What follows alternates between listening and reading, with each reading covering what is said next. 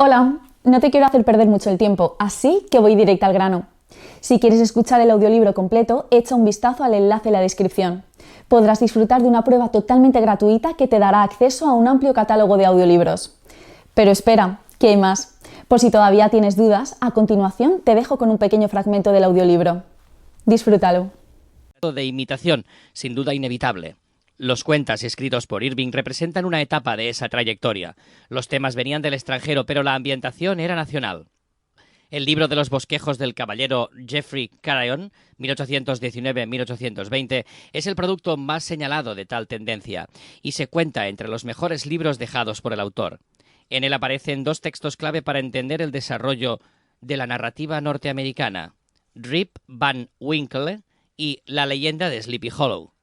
Sea en su prosa periodística, sea en su trabajo de historiador o en aquel otro de cuentista, Irving exhibe una serie de características que lo identifican como escritor. La primera, desde luego, ese cortés alejamiento de toda emoción excesiva que ya comentamos. En segundo lugar, un interés real por las culturas ajenas que lo llevaban al intento de comprenderlas sin altanerías y, desde luego, a tomar de ellas materiales para la obra propia. En tercer lugar, su estilo fue sin duda heredero de los prosistas ingleses del siglo XVIII, y la crítica lo ha venido subrayando sin cesar. Demos un ejemplo. El crítico inglés William Hazlitt, 1778-1839, dijo en una reseña sobre nuestro personaje que el lenguaje del señor Irving no solo está modelado con gran gusto y buenos resultados en aquel de Addison, Goldsmith, Sterne o Mackenzie, sino que los pensamientos y los sentimientos se cuelan también de rebote. Es la cuota de imitación que pagan los países en crecimiento. La literatura norteamericana aún tardará unos años en llegar a su expresión lingüística natural, y lo hará en pluma de Mark Twain, 1835-1910.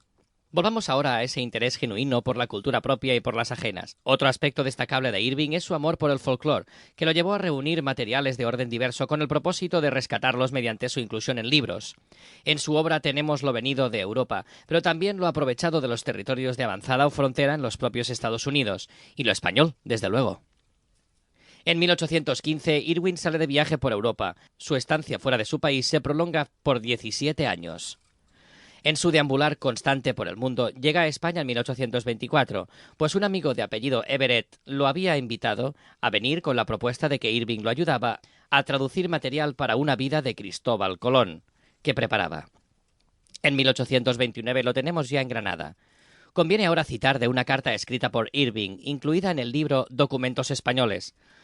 Estos temas hispanomoros poseen tan encanto que me satisface escribir de ellos por el simple gusto de hacerlo.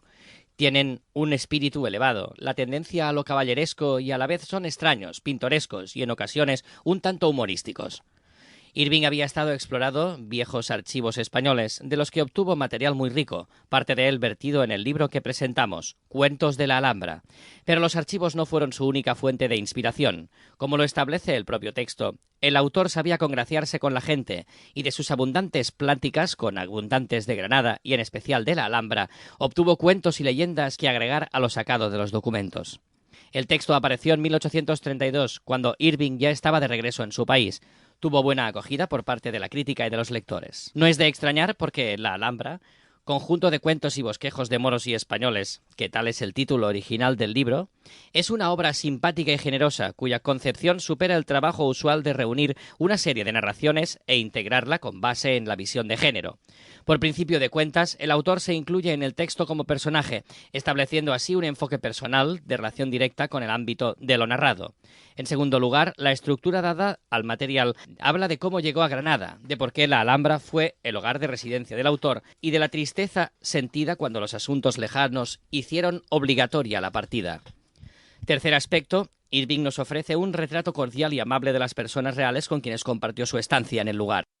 De esta manera, el libro avanza llevado por una mezcla de dos tiempos distintos: el presente tiempo, al que corresponde el universo de la realidad cotidiana, 1829, rico en descripciones de edificios, calles, gente, costumbres, comidas, paisajes, etc., y que constituyen un testimonio de primera mano sobre la España meridional de aquel momento. Y desde luego está el tiempo de los cuentos y las leyendas, generalmente indefinido pero enclavado en un ayer muy lejano. A él corresponde el mundo de la fantasía, con clara huella de su procedencia oriental, pero injertado ya de esencia española. El tejido de ambas realidades, la cotidiana y la